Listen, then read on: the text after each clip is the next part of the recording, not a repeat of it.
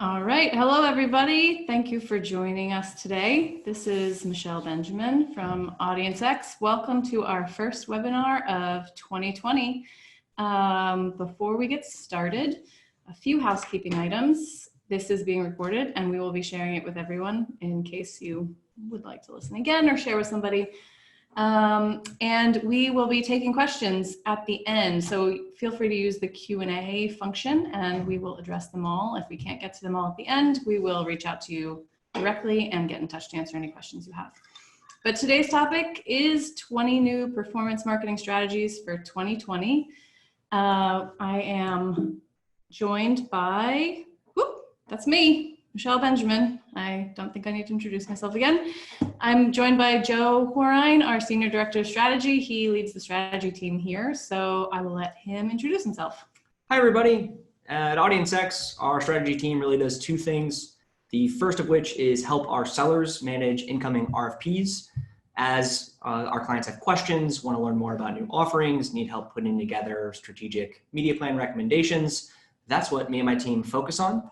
We also do a little bit of work in terms of vendor evaluations, thought leadership piece, understanding what's happening in the market. Obviously, one of the things we've been digging into in 2020 has been making sure we're set up for CCPA. All of that stuff runs through my team as well. So very happy to be here today. All right, welcome. Thank you, everybody. Let's get started with our 20 strategies. Number one, this I know is one of Joe's favorites, cast a wide net. What does that mean? This is indeed one of my favorites, especially in a programmatic space. And what do we mean by this? So compared to maybe say traditional TV buying, for example, where you know your customers are watching this type of programming, you buy that programming because it aligns and you hope it works. Programmatic has an incredibly unique opportunity where we can start very, very broad. Say a national campaign with limited demographic overlays and use progressive learnings throughout the campaign to get tighter and tighter around your audience. And there's a couple different ways you can use that. The first of which is if you've done previous research, if you've ran previous campaigns that have been successful, and you think you have a good idea of your targeting, who your ideal customer is, we can confirm that with programmatic. Does that target outperform other ones that we can include? You can also use that to test in a very quick, dynamic, and fluid manner. So we can set up different line items within the campaign, some targets you think will work, maybe some a little bit more broad, and be able to compare them. And again, we're just getting tighter and tighter in terms of performance as the campaign goes along. And finally, third, you actually could learn things that you had no idea would be relevant. That's one of the biggest reasons I love starting campaigns with a very wide net, because sometimes audience groups that you never would have anticipated really are the ones that pop to the top in terms of engagements, conversions, hitting your website, really all of that. So again, programmatic is a great opportunity to cast a wide net. We don't suggest really leaving it that way, but as you get key learnings, we can get tighter and tighter, change that targeting or those parameters very easily, and continue to drive successful campaigns. Very cool. I think that's something that a lot of times we forget, where we have a target in mind, we want to get right to it, but sometimes it's a little bit better to start broad. So number two, boosting brand awareness. One of the biggest things that we see today, especially with the direction marketing's gone with a little bit heavier emphasis on data, is people seem to completely discredit the value of driving brand awareness. Obviously, if you're looking to drive form fills, get conversions on your website, a CTR KPI makes absolutely no sense. Not going to argue that at all. What I do think the value in boosting brand awareness is on a couple fronts. Number one, if you're never filling the top of your funnel, you're eventually going to plateau in terms of how many people you can drive to convert.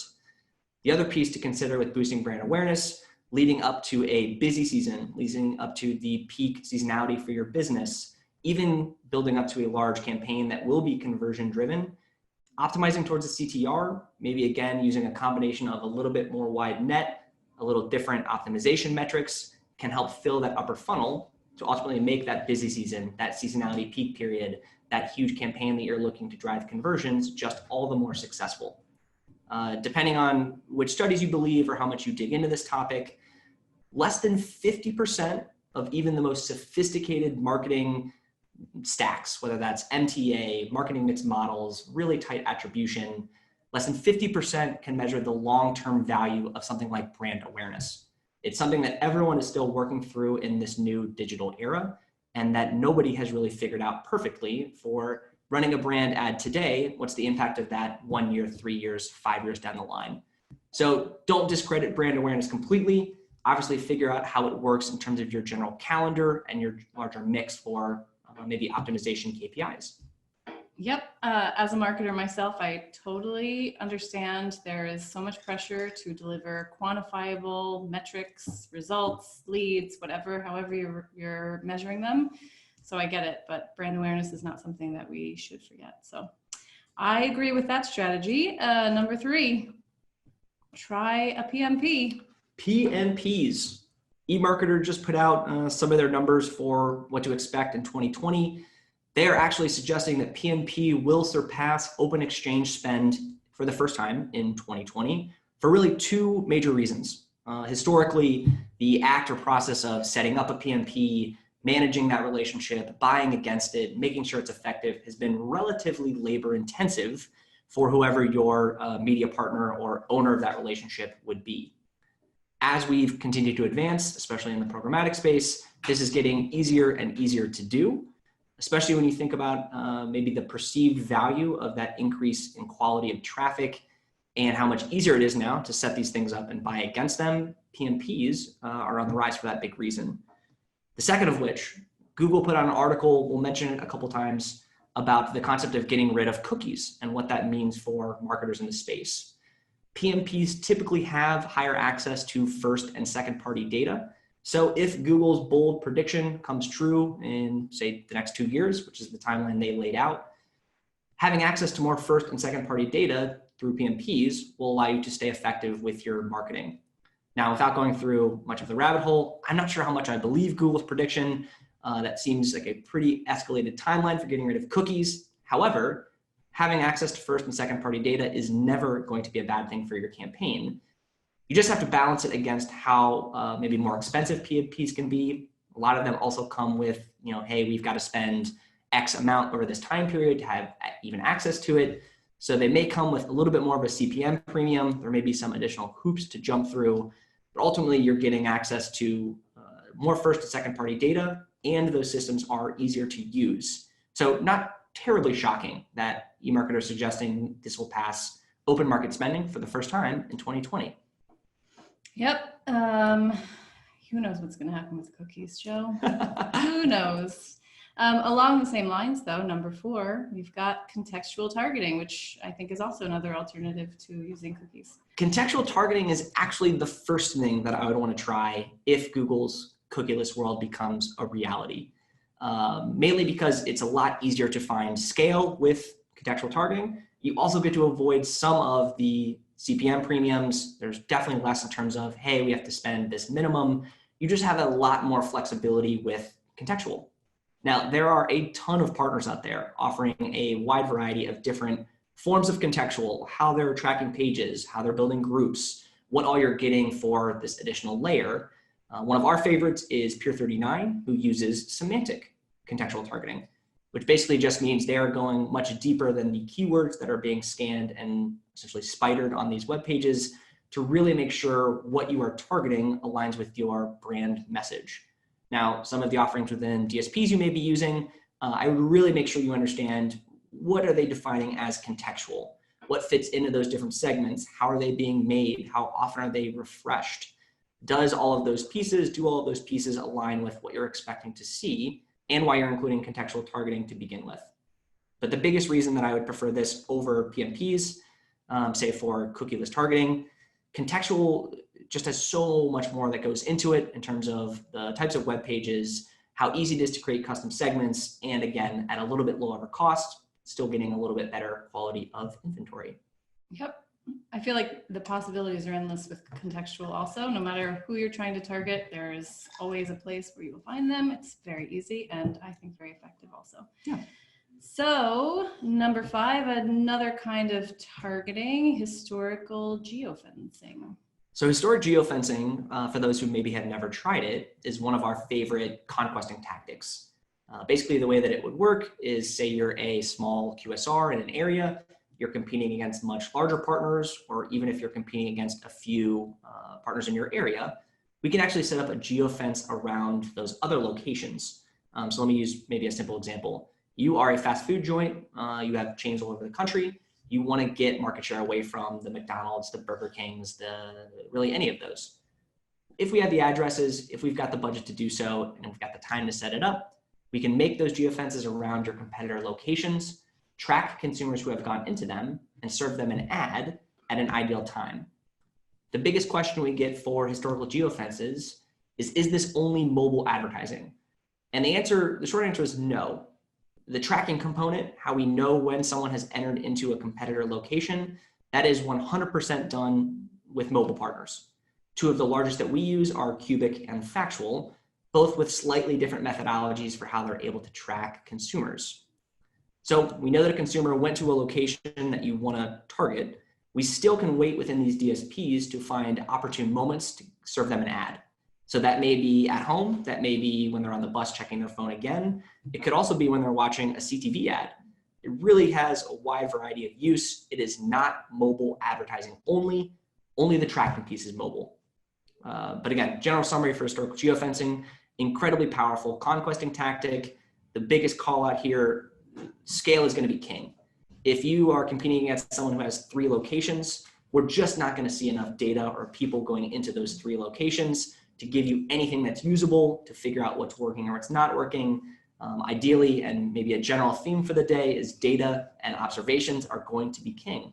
So the more locations we can track, the more people we can see going in and out of these geofences, and the more chance we have to bid on ideal, maybe the opportune inventory, the better this tactic is going to work for you. All right, data certainly rules most things in marketing, so I agree with that.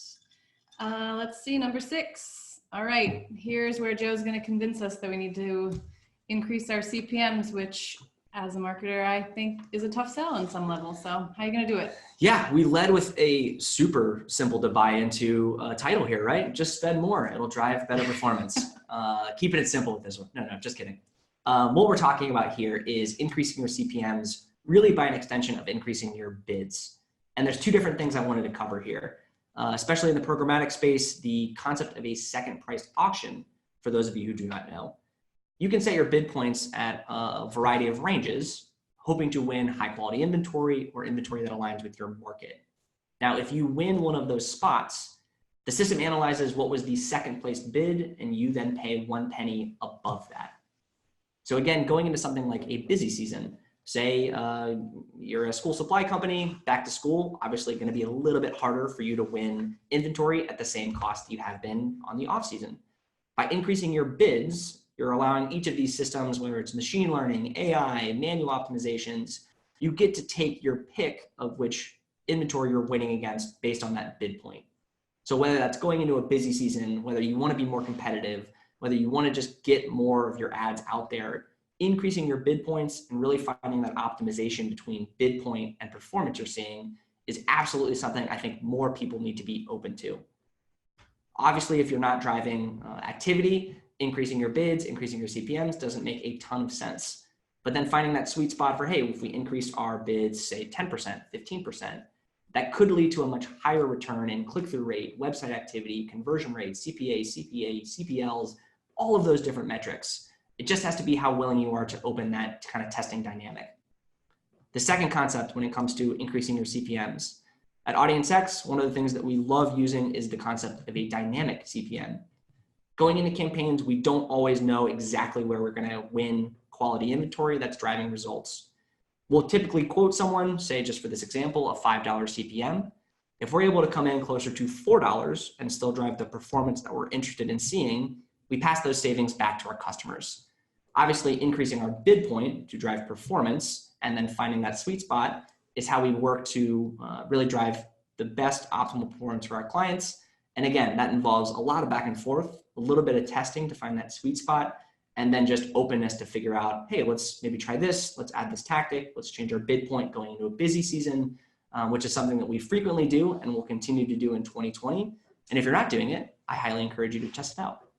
Yep, we're going into a not super busy season, but Valentine's Day is right around the corner. So maybe it'll get a bit more competitive for those campaigns. So it might be a strategy you want to test out then. Number 7. All right. I'm going to share my new favorite word. Goodbye duopoly and hello triopoly.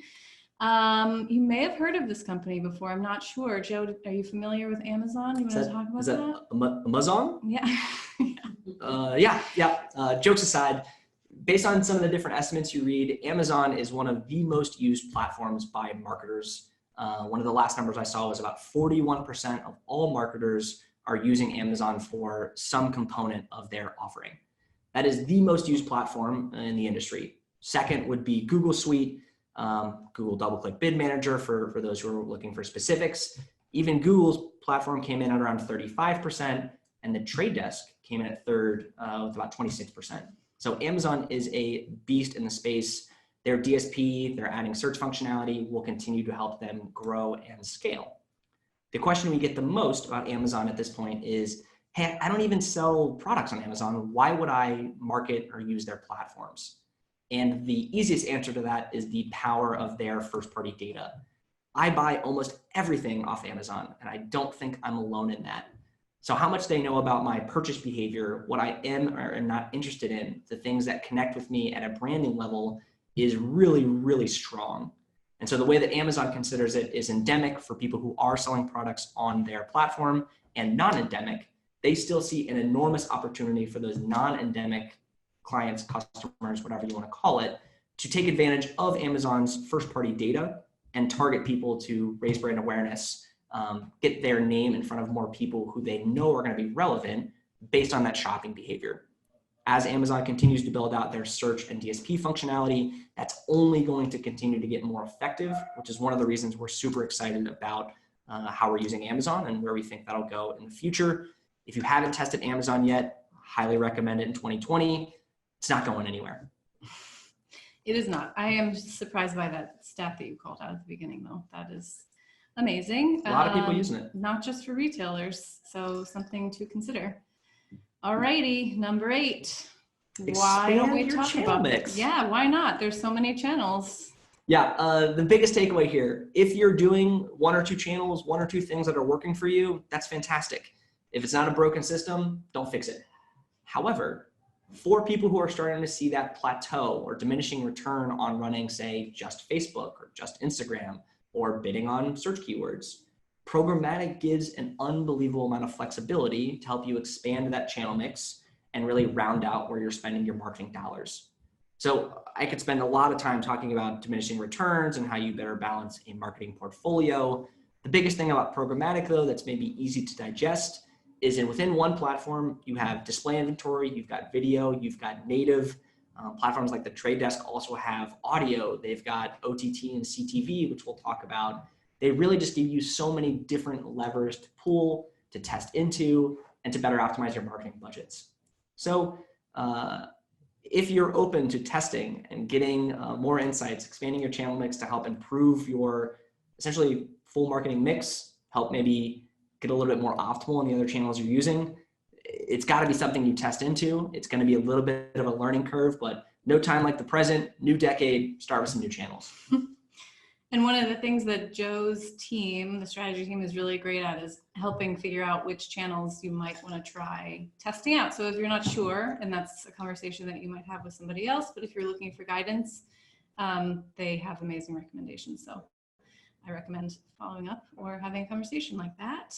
And I think we're going to take a deeper dive into some of these amazing channels. Number 9, let's get social. I feel like this is the one that probably most marketers are already doing some advertising there, but what do you have to say about that? Yeah, so 2 things to cover with social. The first of which is just the general premise, which is really easy to comprehend. Let's market to people where they're already spending a lot of their time. So the first one that pops to everyone's head is some combination of Facebook and Instagram. A lot of people are already scrolling. I know that e-commerce ads, especially on Instagram, are incredibly effective, myself included. That number is only going to continue to grow. Even if you look back to Q4 of 2018, people who are purchasing things on social media platforms has gone from 13% of users to 21% of users, just going back to Q3 of 2019. That trend's going to continue. I'm already on there. They know a lot about me based on who I'm following, the things I've liked. I'm going to get very targeted, very specific ads that are effective. For us, outside of that super easy premise, social goes way beyond just Facebook and Instagram. We also consider LinkedIn social, some of the lesser known channels that maybe you haven't considered working with, Snapchat, Quora, Reddit, Twitter. All of those are kind of lumped into a much larger social bucket. And some of these are a little unique, Twitch being maybe my favorite example of a social channel that not a lot of people understand why they should possibly even consider using it. If you don't know what Twitch is, you as a consumer can tune in and watch other people play video games. I use Twitch all the time as someone who plays video games. I can tell you that I am unbelievably concentrated on what I'm watching. There are very few things that I'm more engaged with than when I'm tuning in to watch someone in a competitive stream. So ads that pop up whether that's in their stream or it's the Twitch, I'll say host, who's talking about different products they use, hit incredibly hard because I'm not on my phone, I'm not reading, I'm not doing something else. It's an incredibly engaging platform. It does take a little bit of education to convince a client, hey, Twitch really seems to align with what you may want to be serving. But these social platforms that are kind of up and coming, some of the other ones would be TikTok, which people are still figuring out how to monetize. Snapchat being another great example. We were helping a client launch a new clothing brand. They realized that they needed to hit parents and high school students. Most DSPs make it very difficult for obvious reasons to target consumers 18 or below. Snapchat, however, is a great platform for hitting that maybe high school middle-aged demographic and also mothers of those kids who want to understand what their kids are doing on Snapchat. So launching a new clothing brand, Snapchat was a perfect option for us. We could go in and say, look, this fits for the younger portion of your target demographic, and then mothers who are ultimately going to be buying these clothes are also using Snapchat a lot. And it was incredibly effective for us. Did take a little bit of client education for why we liked the fit, but once they understood based on the people using it, it was an easy sell. Yep, I feel like I think this is a future webinar topic all on its own. We could talk about social channels and how to reach your target audience because they are all very different, and we will put a pin in that and come back to it at a future date. I hope you tune in when Joe talks about it for an hour. Right, next up, don't forget search. You might already be doing this also, but there might be some things you can do better. This is another one that we could talk about for a very long time, just based on how many things are going on. So I'll keep this relatively brief. I think we've got maybe one or two other points in this deck that are attached to search.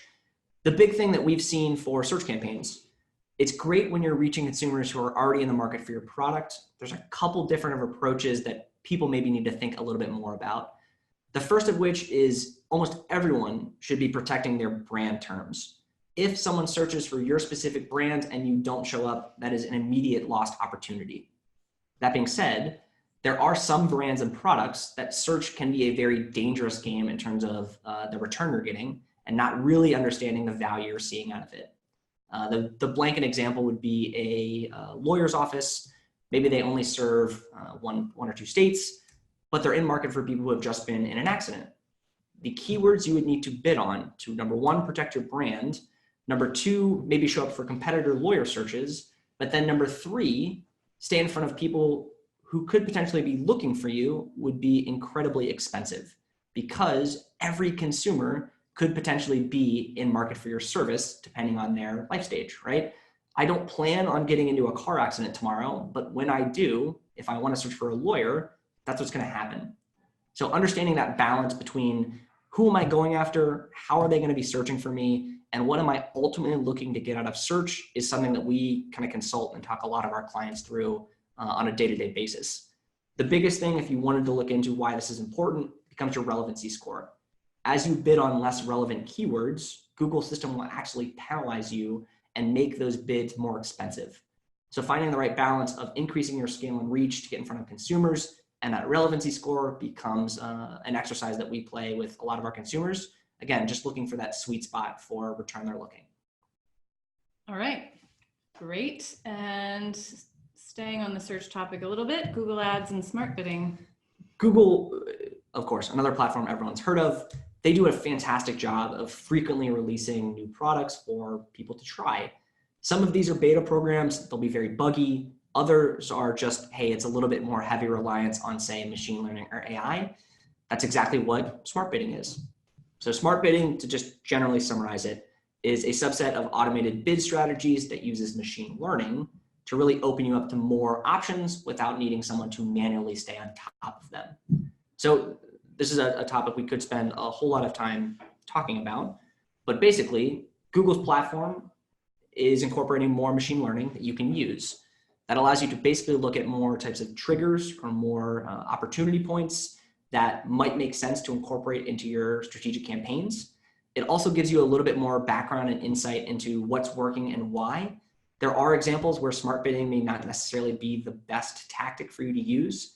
And in most cases, going back to data being king, it's just not seeing enough consistent data points that are acting the same way. So machine learning is great if you've got a high volume that it can find sweet spots that the human would just never find because you're crunching just so much data. So smart bidding within Google Ads is one of their new features. We've been testing it out to varying levels of success with different clients. If you don't know what it is, highly recommend doing some research into it. The last caveat here, Google Ads, for anyone who's more familiar with Google AdWords, same platform, different name. All right. Okay, we've done social, we've done search. What's next? We've got, oh, this is a little bit newer, programmatic audio. I don't think quite as many people are into this. And generally, I think people think this is synonymous with podcasts. So what do you think, Joe? Yeah, glad you brought up podcasts. The biggest thing for programmatic audio, much in the same way that we're seeing CTV, OTT, whatever you want to call it, overtake traditional TV buying, programmatic audio is doing something similar to radio. Podcasts is an interesting nuance within programmatic audio for really two reasons. The first of which, not all podcasts have ad spots that you can buy in the same way that we buy regular programmatic inventory. Some of them are just plugs that the host of the podcast has relationships with. It's a product they endorse. They bring it up almost in a more native fashion within their podcast. The other side of that being, if you have one specific podcast that you know your clients are listening to, that's going to be very, very hard or expensive to get your ad on that one podcast. In the same way that if you wanted to buy a linear TV spot or a CTV spot in a specific ad break for one program, it's going to come with a drastic premium on that opportunity. So programmatic audio could be podcasts. Try to avoid looking for just one or two podcasts only because the cost efficiency is going to be very, very low. That also includes things like when you're listening to the free versions of Pandora or Spotify or SoundCloud. This is a great way to get in front of people as they're engaged with the device they're using. A ton of people are listening to radio programming, they're downloading things, they're listening to these streaming services, and it's a great new channel that I don't think a lot of people really fully understand. That, again, highly encourage, check out in 2020, because I think as of 2021, reports are that the average adult is going to be spending 90 minutes a day listening to programmatic audio, which is just crazy. That is a lot of time. All right, next up, try CTV, or I would like to rename this slide CTV, OTT, ATV, WTF. There's so many questions about these acronyms and how to advertise with them. So those acronyms, CTV, again, for people who may not know, connected TV. OTT is over the top. ATV is advanced TV, which is the umbrella term in which a lot of stuff falls under. And WTF, I don't remember what that one is. It's a technical term. We'll have to circle back to that one.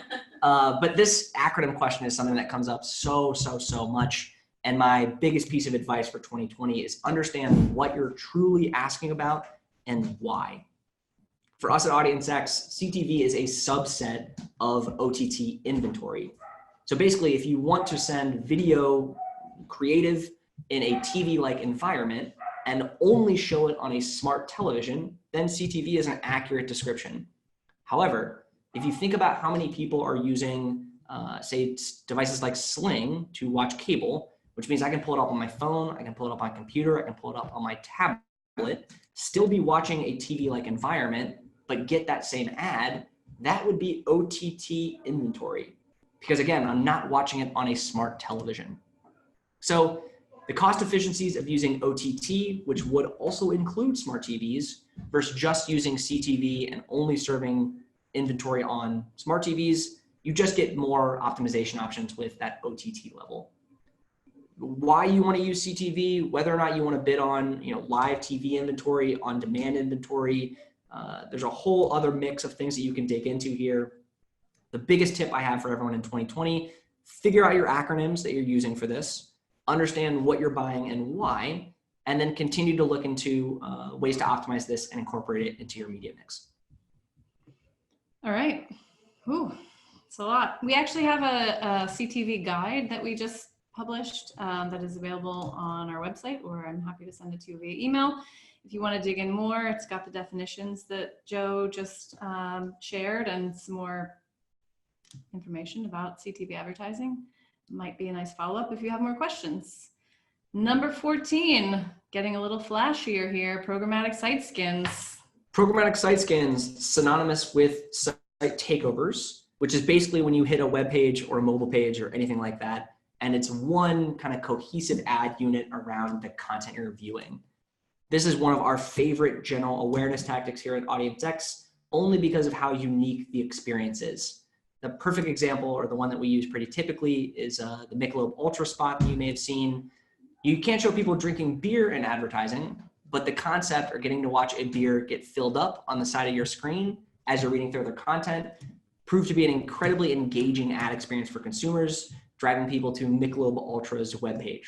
I don't spend a lot of time on beer distributors' web pages, but even just seeing that ad, I don't think I was alone with people like, what's going on here? They clicked on it. It's a much higher engagement rate. Anything that's a memorable ad experience like that also increases memorability, how much people expect to click, engage, share your ad, all of those pieces. Programmatic site skins and site takeovers are some of the more interesting examples that, if you have, again, not tried them, highly recommend looking into them for 2020. All right. Very cool. Let's see. All right, we've got another programmatic in email banners. So I know as a marketer, we use email as a remarketing tactic all the time. So this is the opportunity to put a banner in there. Joe, is that right? Well said. Yeah. The title gives it away, I guess. So all right. We're done? Yep. No. That's it. So the way to think about in-email programmatic banners, obviously publishers can collectively come up with a network that are already sending email blasts or newsletters. Think companies like the Wall Street Journal, MC Universal, maybe Oath, Hearst Media, people like that who are already sending newsletters or emails to large client bases. They can then put ad space in those emails as a way to monetize that effort into programmatic buying environments. In the same way that we would buy a banner ad for someone who's scrolling through relevant content, as someone who opens this email, say on Monday morning, that triggers a real-time auction that you can then bid on in the same way to serve your ad. So it's a little bit more unique. Obviously, the stats on engagement rates, CTR, the value for remarketing for email campaigns is through the roof. I think it's something like a 10x engagement rate for email versus standard display banners. Obviously, it's a little bit more targeted. Ideally, these are customers who are already going to be engaged in that email, which means they're more likely to see your ad. It's also going to be environments that are a little bit easier to avoid fraud because it's a prominent email. If they don't like getting it, they would unsubscribe from it. So in email programmatic banners, this is a relatively new one that I don't think a ton of people understand or have used. So we're exploring how to better use programmatic in banner emails, only because there's a ton of flexibility in terms of the partners you're working with, how you want your creative to look, the types of people you want to serve, and then figuring out that right mix. And again, that programmatic buying space, which is relatively new to the market. But we love this tactic. We love this channel. We love this option for rounding out a much larger marketing mix. Yep. It's a very cool way to get in front of people who are they've already opened the email, they're opted in, so they're engaged on some level. So I like it. Righty, let's move on to the other side of our ads, the creative. It's time to get creative with your creative, Joe. And we definitely nailed the creativity piece with this slide, am I right? No, what we're talking about for this, one of the biggest things that advertisers will not ignore, but maybe put on the back burner or back of mind is the impact of stale creative or creative fatigue in marketing campaigns that you're running. Now, again, this is another one that has some really wide estimates for how quickly does creative fatigue with consumer bases. Some people say 2 weeks, which I think is a little drastic. Others will say you can get away with it for 6 months, which feels a little long. But again, it's the start of a new year. If you have not assessed, hey, when's the last time we did a creative refresh, tweaked our creative, did some sort of A/B testing, maybe it's time that you do so. Obviously here at AUDIENCEX, we do have a team that can help us with this creative either assessment or designing new creative, which is great for us, just gives us that extra leg of flexibility. But just a gentle reminder, if you have not checked your creative for how fresh is it, what could we be changing, what maybe do we want to be doing new in the new year, now's a perfect time. Yep, there's nothing worse than seeing a Christmas holiday sale ad in January, which I'm sure some of us may have seen recently. All right, along the same lines, dynamic creative optimization. That's taking your creative a little bit further. So DCO, again, one of these acronyms that has a lot of different meanings. For us, how we view DCO is incredibly effective, especially for e-commerce clients. Nike is the staple example we use. Say you go on to Nike as a shoe head, you build a custom pair of sneakers. As you leave the site, maybe you put it in the cart, but you didn't purchase it. As opposed to getting served that standard Nike shoe ad, they're able to show you the exact shoe that you built. In terms of memorability, in terms of connecting back to a positive experience you had as you built that custom shoe, and when it comes to driving consumers down that funnel, being able to show customized, specific imagery, creative to consumers as they're surfing the web is just a way better experience than that standard flat ad that you do without DCO. There's a bunch of different ways to do that, whether that's within an ad server, whether you have kind of a product feed, and it's not a great fit for everyone. Obviously, we've tried this with some clients and it just doesn't fit. Obviously, leave the name off, but we had a giant manufacturing company that was looking for B2B clients. They had a ton of different products, but just the volume of click activity wasn't there for DCO to be the right fit because obviously DCO comes at a little bit higher price point because of that additional functionality. But if you've got a ton of consumers hitting your webpage, doing something unique, looking at specific products that are different, DCO is a fantastic tactic. It also works great for auto dealerships. Even if it's something little, like going on to BMW.com, picking out a green car versus a blue car. Seeing a green car has been shown to be much, much, much more effective at driving consumers down the funnel. DCO is great. Highly recommend you trying it. All right. And one more creative suggestion. This is kind of a vague phrase if you just look at it like that. So high impact design, what does that mean, Joe? High impact design, another one that has a lot of broad maybe definitions or things that fit into it. High impact design can be a bunch of different things, but ultimately what we're looking for with high impact design, whether that's just mobile, whether that's cross device, is unique ad units that are going to do a much better job of driving interaction and memorability with clients, consumers. So more of a B2C play here. But if you're serving ads to someone and it's, hey, click to experience this or go to our website or learn more, the clients who are clicking on that, engaging with the ad, obviously is a great sign for, hey, I'm at least interested in what this is. We see lower bounce rates, we see higher memorability, we see better conversion activity, obviously better CTRs for high impact design. It can take a bunch of different forms, right? It could be ads that you click and it expands. It could be an ad that sticks at the top of the page as you scroll down reading content. It could be something that you click and completely something different happens. High impact has a lot of different functionality, depending on the partners you're working with, depending on your creative options or how sophisticated your team is. Creative impact is a great way to round out, again, maybe that higher CPM premium, but driving much better performance, even on a retargeting basis. Really looking to catch the eye of consumers as they're bombarded with different content and ads in a given day. High impact design is one of the most exciting things happening in the programmatic space for how to be more effective with your marketing campaigns. Yep, we're looking to drive engagement with all these strategies, and that's definitely a way to get people's attention. So that's nice. All right, we've only got 2 more, and I think we are getting into the reporting, well, attribution side of things. So MTA, what do we have? Yeah, a huge caveat for this. I am a data nerd. MTA is a fascinating topic for me because the biggest thing, if I could have you take one thing away from this slide, not everyone needs MTA. Ultimately, what most people are asking for when they think they need MTA is just better attribution. Hey, I'm running search, social, and programmatic. I just need to understand which is the most effective. Can you help me dedupe my conversions? You can do that with things that aren't MTA based. I know this because I've rolled out an MTA solution or was on the team that did that at a Fortune 100 company. I've also supported the selling of a product to other Fortune 100 companies.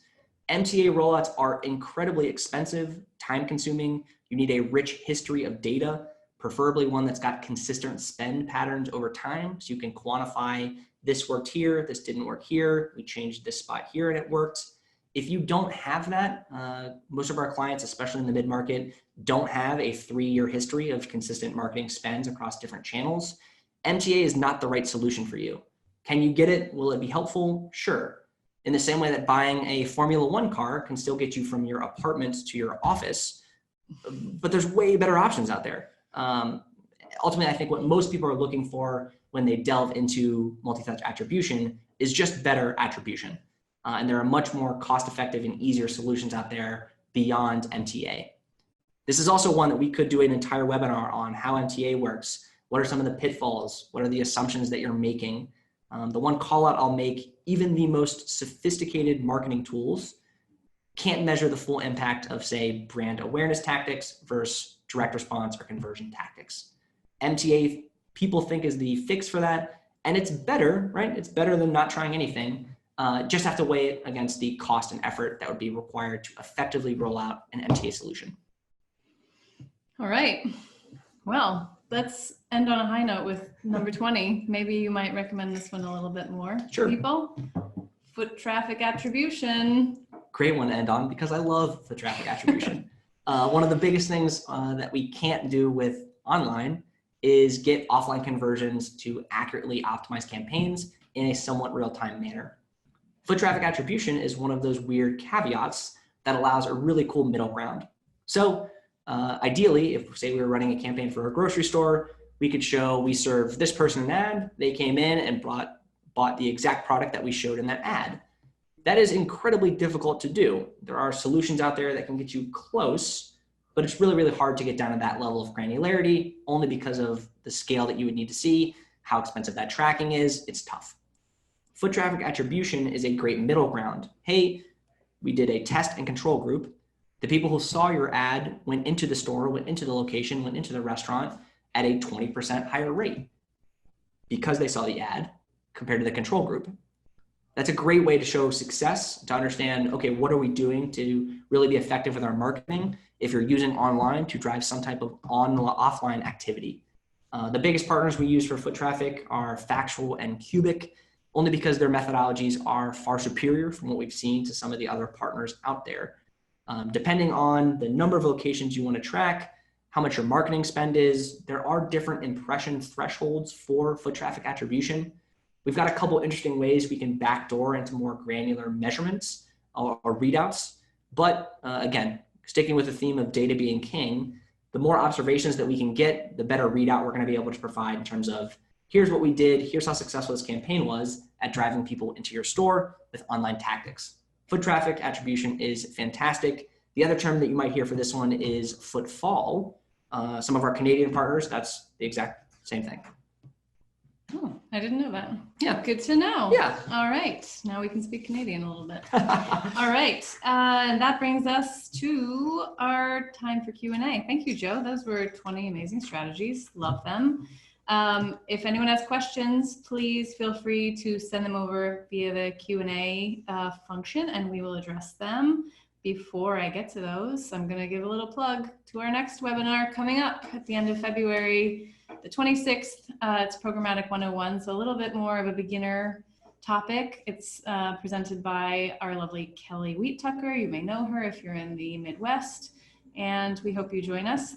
We'll have the information to register for that up shortly on our website, and we'll probably send you an email. So, questions. First one we have, of these 20 strategies, which do you think is the most effective or the one that I have to start with? I'm going to be a little biased, and we opened with my favorite strategy. I'm a big fan of testing into more effective marketing campaigns. Obviously, that means a little bit more flexibility with how dedicated you are to something that maybe is not potentially working. But casting a wide net, getting new learnings, figuring out what's working from almost a clean slate can be incredibly powerful. And one of the few options out there for how to do that, programmatic is one of the stronger ones in my opinion. So casting a wide net, if I had to pick one of these things to try in 2020, if you're not doing it now, that would be the one. All right, rather than starting narrow, you should start broad and listen to Joe, see how it goes for you. Next question, how do I know which KPI I should be measuring against? How do you know which KPI you should be measuring against?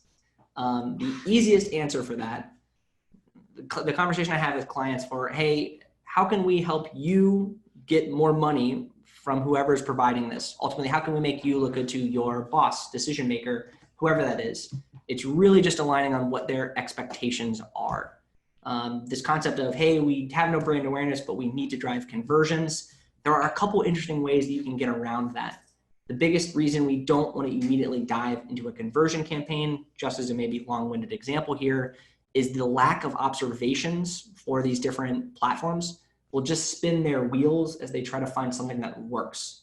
So you're essentially wasting money trying different combinations of consumers, targeting tactics, all of the different things we include in a campaign to find what works if there aren't enough observations. So what can you do there? First thing we always recommend, move your KPI like one step up in the funnel. If your ultimate goal is to get form fills, for example, but you're only seeing maybe 10 in a month, that's just not enough for us to be truly effective right out of the gate. So we could move it to say form fills starts. We can get some learnings there, figure out what types of people are starting these forms, create lookalikes, remarket to those people, figure out how we find more people who look like people starting, get that volume up. Hopefully we'll see that trickle down to form fill completes. When that is effectively, I'll say volumized, when we see enough observations, we can switch those KPIs. But ultimately, to answer your question, how do I pick the right KPI? Understand what your ultimate objective is, and then realize how effectively, in terms of what you're spending on and how you're creating these campaigns, to get to that KPI. And it may not be a direct path. You may want to start with some brand awareness, shift it to 1 or 2 stages up in your funnel, a little bit longer term of a plan to get down to conversions. I'd say that's probably my best tip, the one that we use the most in conversations for how do I know what KPI to be using? Yes. And to quote Joe, data is king. Don't forget it. He's also a data nerd, so I'm sure he'd love to talk to you about your KPIs. Always. If there are, we have one other question. Will the deck be shared afterwards? Yes, we're going to be sharing the recording. And if you want a copy of the deck, you can reach out to us. That's fine. We also have turned these 20 strategies into a handy little guide. It's of the same title, 20 performance marketing strategies for 2020, which is a PDF. It goes into a little bit more detail. So there's a little bit more explanation for each of the 20 things, and we can include that as a follow-up also.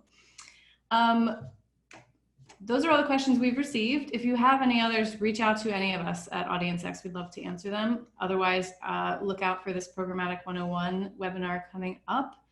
And I believe that is all we've got. Joe, thank you so much. It was so great having you. Pleasure to be here.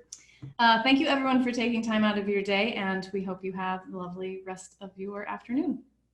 Thank you.